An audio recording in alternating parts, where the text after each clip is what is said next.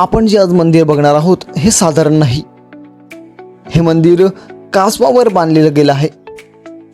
काय आहे मंदिराचं वैशिष्ट्य, काय आहे इथला इतिहास, आपण ह्या व्हिडिओमध्ये जाणून घेणार आहोत. हे आहे तरी कुठे, ह्या ठिकाणाला काय इतकं महत्त्व आहे, हे मंदिर कोणी बांधलं, अनेक प्रश्न तुमच्या डोक्यात भिनगावत आलेले असतील. पहा, हे भव्य असं कासवाचं स्वरूप, त्यावर विराजमान असलेला नंदी. नंदी असला म्हणजे शिवशंभू शंकराचं मंदिर तर असणारच. व्हिडिओची सुरुवात करण्याआधी आम्ही भोजनाचा लाभ घेतला आणि पोचलो आजच्या आपल्या मंदिराकडे. हे मंदिर तुम्ही पाहत असाल, बाहेरून याचा गेट असा दिसतोय, हा जणू जुना वाडाच दिसतोय. इतिहासकाराचा तुम्हाला बाहेरूनच अनुभव आला असेल.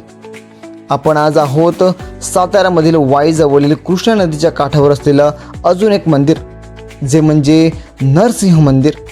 नरसिंह मंदिर हे एक पांडवकाली मंदिर असल्याचं सांगितलं जातं आहे. हा जो दिवा आपण पाहतायत, पणती पाहतायत, ही भव्य पणती साधारण नसून एक मोठ्या टोपा म्हणजे घमेला इतकी मोठी आहे. आपण पाहताय हे नरसिंह मंदिर. भयान शांतता आणि सुखमय आनंद देणारं हे ठिकाण म्हणजे हे नरसिंह मंदिर. अशा प्रकारचं उंचवट असलेलं आणि साधारण लाकडी बांधकाम असलेलं अजून एक मंदिर, असं मंदिर आम्ही पहिल्यांदाच पाहतोय. नरसिंहाच्या मूर्ती दोन आहेत, एक लक्ष्मी मातेसोबत तर दुसरी म्हणजे हिरण्यकशिपूचा वध करताना उग्र रूप धारण केलेली ही मूर्ती. जेमतेम एक व्यक्ती चढू शकेल अशी ही अरुंद पायरी. ह्या काही पायऱ्या चढल्यानंतर उंचवट्यावर हे आहे नरसिंहांचं मंदिर. हो, अनेक मंदिरं पाहिली, परंतु नरसिंह मंदिर, भगवान नरसिंहांचं हे उग्र रूप तुम्ही पाहताना भयभीत व्हाल. अशा तऱ्हेचं मंदिर कोणी बांधलं, का बांधलं, असा प्रश्न तुमच्या डोक्यात आलाच असेल. हो, तर पांडव जेव्हा वनवास कालात होते तेव्हा हे मंदिर बांधल्याचं सांगितलं जातं आहे. त्यानंतर ह्या मंदिराचा जीर्णोद्धार उद्धार केला तो म्हणजे फडणवीस यांनी. नाना फडणवीस यांच्या दरम्यान भागशाही काळात त्यांचे व्यवस्थापन केले गेले होते. मंदिरात भगवान नरसिंहांचे दोन रूप दाखवले आहेत, एक शांत रूपात लक्ष्मी माता सोबत आणि दुसरे उग्र रूप हिरण्यकशिपूचा वध करताना. हे एक पवित्र ठिकाण आहे जिथे श्रद्धाळू लोक शांततेचा अनुभव घेतात. स्थानिक लोककथा सांगतात की हे मंदिर पांडवांनी बांधले होते, जे त्यांच्या वनवास काळात वाईला आले होते. त्यानंतर हे मंदिर नाना फडणवीस यांनी देखील प्रशस्त केले आणि आज ते एक महत्त्वाचं आणि धार्मिक सांस्कृतिक ठिकाण बनलं आहे. नाना फडणवीस हे मूळ नाव बालाजी जनार्दन भानू होते. त्यांचा जन्म 12 फेब्रुवारी 1742 रोजी साताऱ्यात झाला. ते पेशवा प्रशासनातील एक प्रमुख प्रशासक होते आणि त्यांना राजकीय व आर्थिक व्यवहारातील तज्ज्ञ मानले जात होतं. ते मराठा मॅकियावेली म्हणून ओळखले जात होते आणि 13 मार्च 1800 रोजी त्यांचा पुण्यात मृत्यू झाला. तर अशा लोकांचा हातभारामुळे हे आज मंदिर प्रशस्त उभं आहे. आपण पाहता येतं की येथे एक नरसिंहाची शयन कक्ष म्हणजे आरामाची खोली देखील आहे. तर काय बरं महत्त्व असेल या आरामाच्या खोलीचं. आपण मंदिरात देवारा पाहतो, मूर्ती पाहतो, परंतु शयन कक्ष आपण अशा ठिकाणचं मी एक कथा ऐकली होती गणपतीपुळे येथे. तिथला एक वेगळाच किस्सा आहे. कधीतरी आपली जाणं झालं तर तुम्हाला मी नक्कीच सांगेन. परंतु आज या मंदिराबद्दल आपण पाहतोय तर एक लाकडी बांधकाम असलेलं, कारण अशा तऱ्हेची मंदिर आपण क्वचितच पाहिली असतील. दगडी बांधकाम आपण पाहतोय. ह्या मंदिराला रंगकाम आत्ता केलेलं आहे. पूर्वी इथे काळा पाषाणाने हा बनलेला सर्व भाग पाहण्याजोगा होता. आपण पाहतायत की ह्या शयन कक्षामध्ये एक पालखी स्वरूपात एक पाळणा ठेवलेला आहे. जणू बाळ रूपात नरसिंह तिथे आराम करत असतील. बाहेर एक पाटी आहे, नरसिंह शयन कक्ष, आणि अजून काही गोष्टी आहेत या भागात ज्या आपल्याला आकर्षित करतात, आपल्याला खुणावतात, परंतु त्या गोष्टीची आपल्याला पुरेशी माहिती नाही. इथे कोणी आम्हाला माहिती देणारा देखील भेटला नाही. आम्ही आमच्या तऱ्हेने दर्शन घेत पुढे जातोय. परंतु बाजूलाच असलेलं अजून एक शिव मंदिर, ह्याची ख्याती अजून वेगळी आहे. शिवशंभूंचं हे मंदिर आम्हाला काही ओरच वाटलं.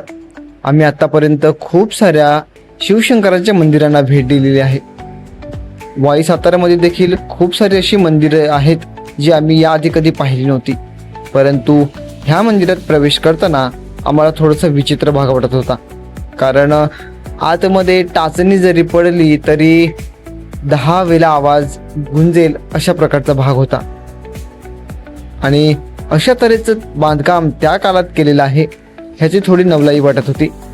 आणि त्यावेळी खरोखर वाटू लागलं ह्या सर्व गोष्टी, हा दरवाजा आणि ह्या सर्व डिझाईन, हे दगडी बांधकाम बघताना वाटू लागलं की हे खरोखर पांडवकालीन असेल. त्या काळात देखील अशा तऱ्हेची भक्ती केली जात होती आणि अशा तऱ्हेची साधना, अशा तऱ्हेची उपासना पांडवांकडून घडली आहे. हे बघताना त्यांच्याप्रती देखील अजून भक्ती वाढू लागली. कारण शिवशंभूचे आम्ही भक्त तर आहोत, परंतु अशा ज्या एका ठिकाणी जातोय आणि त्या ठिकाणी आम्हाला अशा तऱ्हेची मंदिरं बघायला मिळतात, तर हे आमच्यासाठी देखील एक सरप्राईज होतं. तुम्ही देखील अशा एखाद्या मंदिरात गेला आहात का? तिथे गेल्यानंतर थोडीशी भीती वाटू लागते. कारण शांतता थोडीशी भीतीदायक वाटतेच. आणि त्यात हे मंदिर जे आहे हे पूर्ण परिसराच्या बाहेर आहे. जुनं किल्ल्याच्या प्रमाणे असं हे बांधकाम, ते अशा तऱ्हेच्या जुन्या मूर्ती ज्या आता सुशोभित भरी वाटल्या नाही, परंतु थोडंसं एक लक्ष वेधून घेण्याचं कार्य करत होत्या. आणि त्या वेळेचं बांधकाम पद्धती देखील आम्हाला आश्चर्य करून सोडत होत्या. आम्ही दर्शन घेत घेत आम्ही पुढे जातोय. आपला हा प्रवास वाई सातारा खूप छान होता. खूप सारे मंदिर आम्ही पाहिली, परंतु अशा तऱ्हेची मंदिरं आम्ही कधी विचार देखील केला नव्हता. आणि अशा तऱ्हेच्या इथे गोष्टी घडलेल्या आहेत. नरसिंहाचं मंदिर मी जन्मतः पहिल्यांदा पाहतोय. आणि अशा शिवशंभूंच्या मंदिरात दर्शन घेताना देखील आम्हाला खूप छान वाटलं. तुम्ही जर कधी वाई सातारामध्ये येत आहेत तर ह्या सर्व मंदिरांना नक्कीच भेट द्या. कारण वेगळीच एनर्जी या मंदिरामध्ये तुम्हाला पाहायला मिळेल. बाजूलाच असलेली ही कृष्णा नदी, हो, कृष्णा नदीची जी पातळी आहे खूप कमी झालेली दिसते. परंतु मला हे स्थानिक लोकांकडून समजलं की ही पातळी साधारण इतकीच असते. किती पाऊस पडला तरी पातळी कमी जास्त होत नाही. कारण तुम्ही पाहतायत की हे गोमुख, ह्या गोमुखातून 12 महिने जल वाहत राहतं. हे कुठून येतं, कसं येतं, ह्याचा शोध आजचं विज्ञान देखील लावू शकलेलं नाही. आणि अशा गोष्टी जेव्हा घडतात तेव्हा आपल्याला आकर्षण वाढतं, अजून वाढतं. हो, विज्ञान इतकं पुढे गेलं असतं तरी ह्या गोष्टी अजून तिथेच्या तिथेच. एक माता तिथे कुलदेवांचा कुलाचार करताना आपल्याला दिसत होती. ह्या कृष्णा नदीच्या पवित्र पात्रात आम्ही स्नान केलं आणि ह्या सर्व गोष्टी आम्ही स्वतःहून अनुभवतोय आणि खूप छान वाटते, नवल वाटते. तुम्ही देखील ह्या ठिकाणी मी सांगेन नक्कीच या. मी तुम्हाला कधीच रिकमेंड करत नाही अशा गोष्टी की तुम्ही जा आणि भेट घ्या. आम्हाला वाटतं की आमचं भलं झालं, बस झालं. परंतु अशा गोष्टी महाराष्ट्रात आहेत आणि त्या महाराष्ट्रातल्या आपण सर्व गोष्टींचा आपण लाभ घ्यायला हवं, दर्शन घ्यायला हवं. आणि आम्ही आता निघतो आपल्या परतीच्या प्रवासाकडे. विटीलाईन स्टारवर तुमचं प्रेम असंच राहू द्या. शेवटपर्यंत तुम्ही व्हिडिओ पाहताय तर नक्कीच शेअर करा अशा लोकांना जे सहलीसाठी उत्सुक असतात.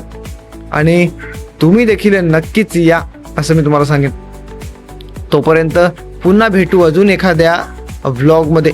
हा व्लॉग नसतो मित्रांनो, आमची ही एक परिक्रमा असते. आम्ही दैवी ठिकाणी, ज्या ठिकाणी सांगतात, बोलतात, दंतकथा आहे त्या ठिकाणी जाऊन दर्शन घेण्याचा प्रयत्न करतो आणि त्या व्हिडिओच्या स्वरूपात तुम्हाला देखील दाखवतो.